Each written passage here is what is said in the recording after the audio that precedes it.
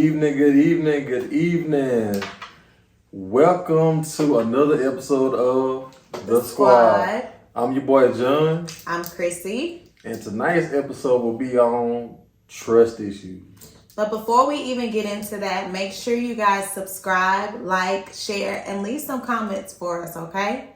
So, let's get into it. So, talking about trust issues, there's a lot of different ways that you can look at trust issues. You can look at it from a relationship, like an intimate relationship perspective. You can even look at it from a spiritual perspective. You can look at it from friendship perspective. Just a lot of different ways that you can think about trust issues. I know for me, I have trust issues, not with him. Slow your roll. But I do have trust issues, so there's like a huge guard that I put up a lot of times when I'm meeting people, when I'm in different circles, or when I'm coming into a different environment, because I've been burnt and hurt so many different times that trust for me is a huge thing. So to gain my trust, it takes a lot. So that's where issues come up for me. But before I even dig deep into me, because he likes for me to talk about myself, I want you to talk about your trust issues, homeboy. Don't sit back and quiet today. It's just us. So, I need help. No, you don't. I would rather say my trust issues are basically on a friendship level sometimes with people when I work with or who, I let into my circle. Once you cross that line, there's no second chance, there's no third chance. Once you cross that line of breaking my trust, it's pretty much a done deal. Like I gotta feed you from a long handle spoon that's wooden and got all kind of splinters in it. But it's kind of like burning a bridge and there's not enough trees or wood in the world or in the universe to ever rebuild it. Never. Yeah. I can say, do you want to dig deep first, or want to just go with this? I can. Like when I think about trust, I honestly just think about the loyalty perspective of it. The respect of it. Yeah, it's a respect thing and it's a loyalty thing. If I can't trust you to even give you my trust, then to me there's no reason for us to be friends. There's not even a reason for us to be acquaintances. Like if we just even look at friendship, just look at friendship first. I have been burnt so many times from friends, people that I call my friend. Quotation marks. To the point where I've trusted them with even my deepest, darkest feelings, darkest secrets and things like that. And at the time or the moment in the friendship where we began to grow apart, they use the conversations that we've had, or they use the feelings that I've elaborated on, and they use it against me as to hurt me, or as like a target, or to penetrate through this thick shield that I already have up. So with me, with friendships, I don't really easily build friendships because I do have trust issues. And like he said, once you break my trust, that's it. That's it for me. I don't even want to see you in Walmart and say, hey, what's up? How you doing? Because I don't care. For me, trust is a huge thing, because if I'm letting you in and I'm opening up that door, that means that there is some level of safety that I feel with you. And if I don't feel safe with you anymore, then there is no reason for us to have a conversation. There's no reason for us to run in the same circle. There's no reason for me to even breathe on you. Like if you were on fire, I would not even spit on you to put you out once you break my trust. And trust for me doesn't even just happen in friendships. It's happened with my family members. And that's a huge thing. Like when people break your trust and they have the same DNA and blood flowing through your body, that is a huge no-no. And it causes emotional scars that can turn into a generational curse. I think I can piggyback off of that. Oh, yeah. That once a family member loses the trust, especially in a loyal person like me and you, especially when we love family and we always talk about family. Mm-hmm. Once we lose that trust with family members, not pointing no fingers at nobody, so don't get any feelings. Hit dog, we'll holler though. But I had so many family members that growing up, I thought that, you know, I could just tell them anything, especially with things happening to me from school to friendships, relationships, you know. And now it's like we have this big family and we're now so small to the point that I rather claim non-blood family members because they are my family. I rather claim them as family more than my own blood because I'd have been hurt. And like she said, once that scar has been laid upon your spirit, it's like you cannot let that person in anymore. And that's been like an issue for both of us. We can speak on it because, you know, hey, we're married, so we talk about everything. Yeah. Family members are like the biggest threat when it comes to trust issues. I don't think people understand from a family's perspective with trust how it can, like I said earlier, turn into a generational curse. Correct. And when I say that, something can happen in your childhood that has not been healed from, where trust has been broken, and either you confided in someone that you trusted in the family or somebody in the family you may have saw, like for me, I saw people do my dad wrong. You know what I'm saying? Family members do my dad wrong. Church folk do my dad wrong. People that you thought were the closest and nearest and dearest to you just basically, excuse my French, shit on you. And those are the people that you would normally run to, spend a night in their houses, have sleepovers and stuff like that. Especially with your kids. Yes, and I've seen these people do my family members wrong. And so now that I saw it happen to my dad, I saw it happen to my mom, I saw it happen to aunts and uncles, now I'm looking at family from a different perspective. I'm like you. Some people who are not even blood related or a part of my DNA, I trust them more like I should trust my blood family. You know what I'm saying? Because now this generational curse has happened, and now because that happened to me and I saw it, I'm teaching my daughters, okay, you know what? The first people that you really need to watch, family. That's a generational cycle, and it's a generational curse that continues to happen in families. And I hate to say it, it really happens in Black families and in the Black culture because we are so jealous and envious of our own people. We're jealous and envious of our own kind, of our own family members, instead of lifting other people up. You know, we're tearing us down. So then here we are thinking that, oh yeah, they always gonna have my back. I can trust them with this, I can trust them with that. And then boom, they take it for weakness and they use it against you, and there goes the trust issues again. Especially if you're one of the ones that I think I might talk to myself on this one. Especially if you're one of the ones that made it. Or made it out, or you making it to the level that you said you was going to make it years ago. And that family member wants to pull you down by bringing something up that you trusted them, embedded in them that, hey, this family member knows my secret. They would never say this. They would never do this. I trust them. Right. Because that's my family. Don't get me wrong. You know, going spiritual with it. God said love everybody, but that trust with a family member, once you lose that with a family member, man, I want to know you guys' opinion on that. How can you bounce back from something like that? Right. I mean, and then now that, you know, we've covered friendships and family, think about it from a relationship perspective. Now, you and I were previously married before we married each other.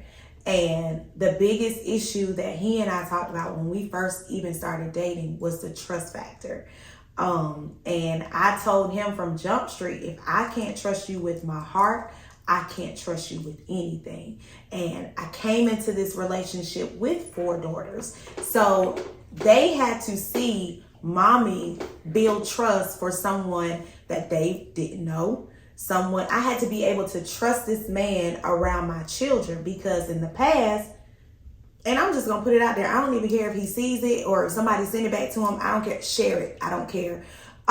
So they saw their sperm donor use trust and abuse it. I mean, from the point of drug abuse, lying about where he was going, who he was with, you know, lying about the finances. Did you take my debit card and we're living on the street, or there's no electricity, there's no water. So there was a lot that I had to get over from my past relationship in order to trust another man with my heart, my feelings, and then my daughter's hearts and their feelings. So once you go into a relationship and you've been scarred and you have trust issues, I'm not saying don't keep your guard up, because as much as I love this man, he knows that there's still some parts of me that it's a small guard that's still up, because at some point there's triggers that happen from past relationships. There's triggers that happen from things that have happened to you in the past. And even with him, he still has triggers. And I mean, it's something that you get over. But when it comes to the trust factor, you have to be able to look at it like, okay, this man is not who I was once with. This person is not who I was once with. What part of me is the biggest issue of trust to where I am not able to open up that door to allow this person to show me you can trust me. I can trust you with everything that I have. So even thinking about trust issues from a relationship standpoint, I'm not saying that you have to full throttle give everybody your trust, because you should honestly have some type of boundaries. You should honestly have some type of guard up, because the world that we live in is always get got or get. You know what I'm saying? Either you're going to get the person or that person is going to get you. That's just the type of world that we live in. So you still have to have some type of guard up. You still have to have some type of radar up, but you cannot take your trust issues into another relationship, especially when the person has shown you you can trust me. I'm your safety. I'm your safe place. I'm your security. I'm your protection. I'm not this same person that you were with in the past.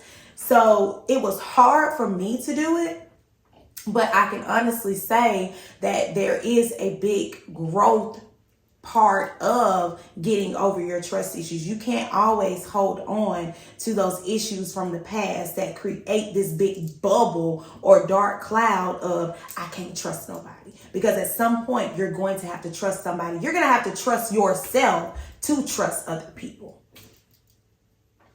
What? I'm just letting you flow like freely. You just wanted to. Oh gosh. I can say on the relationship point, I'm gonna, just put it out there. At first, I was skeptic at the beginning of our relationship, because she, trusted me with what she was saying. And what she was telling me was that, I hung with a lot of guys more than I did girls. And I'm like, oh, okay, dude. Uh-oh. And I do. Did. Do. Still do. But, nah, jokes. But real talk, it was hard for me because didn't have nobody like that before. I had a person that had maybe had a bunch of brothers. I had a person that had a bunch of cousins that were, cousins. But that quote cousins. Just me personally, my trust was different. Once I commit to that one person, which, I don't know if there's a bunch of y'all out there like me. Once I commit to that person, my full range of trust mode goes straight to that person. I understand that you had past relationships that just, destroyed you, but you can't bring that over, and you can't allow that to affect what you're trying to build with this person. That's the biggest turnaround when it comes down to trust issues. But back with us, I had to learn to accept that, because I respected what she was saying, because she came out and told me. So I had to trust that. I had to put it in my heart that I have to trust what she's telling me about what's going on, because she wanted to, let her love grow. And when I mean let her love grow, she was healing from her past, but at the same time, she wanted to grow knowing that she can trust someone else now, someone new. And if anybody's out there having that kind of issue, talk with your spouse, talk with your girlfriend, talk with your boyfriend, talk. That's the biggest thing. If you can talk and have all kind of trust factors go with that talk and that communication, you're good. But once you stop that, that's when that trust issues start to build up. And once that trust issues start to build up, that's caused friction in that relationship. friction in that marriage. You guys have to respect that, because if you full throttle trusting this person, you can't second guess it. Once you second guess it, that's when your mind starts to wander. When your mind starts to wander, that's when actions come upon it. Mm-hmm. You guys gotta understand, if you're gonna have a big trustful marriage. Hey man, I'm using trustful. I'm making words up now because I wanted to be just out there. I want you guys to be. I want you guys to at least trust each other. Mm-hmm. If you can't trust each other, you can't make nothing. But whether we'll go back, whether it's a friendship, whether it's a family member, whether it's a relationship, if you guys don't have that big part of it, that trust, it's never gonna work. Yeah, my dad always used to say, if you don't have trust, you have nothing. He used to always say, what's the point of being a part of something if you're not trusting it? And I mean, that even goes back to the spiritual side of trust. There's always this song, and he'll tell you, I was singing it before we even started the podcast tonight. And the song is, if you would only trust me. I'll fight your battles. I'll fight your battles if you would only trust me. I will be with you if you only trust me. There is a big spectrum of a spiritual connection with trust. So I look at trust from a spiritual connection, from a spiritual standpoint of there is so much going on and so many things that we want. That we want God to do in our lives, that we're claiming, that we're, writing the vision, we're speaking the vision, we're saying, God, I need you to do this, I want you to do this. But at the same time, we as Christians are so stuck in the realm of, I need to see it, I need to feel it, and I want it right now. When God is saying, you don't understand what I'm doing. And I mean, the Bible says it's clear as day. You may not understand what I'm doing. You cannot see it, but I'm doing a great thing. I'm doing a new thing in you. So we have to have faith, because faith aligns with trust. And if you don't have the faith that God is going to restore your trust, to rebuild that trust, to rebuild relationships, or even send in something new, then you're not trusting God with who he is and with his word. And a lot of times the trust in God fades away because of church hurt. And I'm not even going to dig into church hurt, because that's for another day and another time, because that's a huge issue and a huge topic. But the trust within yourself begins with knowing who you are and whose you are, and trusting that the person that God created you to be is capable enough of going through the storms, of weathering the storms, of going through the trials and the tribulations, and trusting God enough to say, if you give me this little bit, I'll give you this much. So you just have to be able to find that place of trust in yourself first. And trust that when you believe in yourself, when you trust in yourself, you're trusting in a higher power that will open up the door of trust to rebuild, so that when those people come in your life, and I'm speaking to myself now, God will give you the discernment to discern who is for me, who is not for me. Can I trust this person? Can I trust this group of people? Can I trust this move? Is this where I'm supposed to go? God will give you the spiritual discernment to be able to make the right decision in that moment. It might not happen in that time, in the seconds or the minutes, or even in the day or the month or the year that you want it to happen. But you have to be able to trust that process. I had a good friend, and he always used to post all the time, trust the process, trust the process, trust the process. You have to trust every part of your process.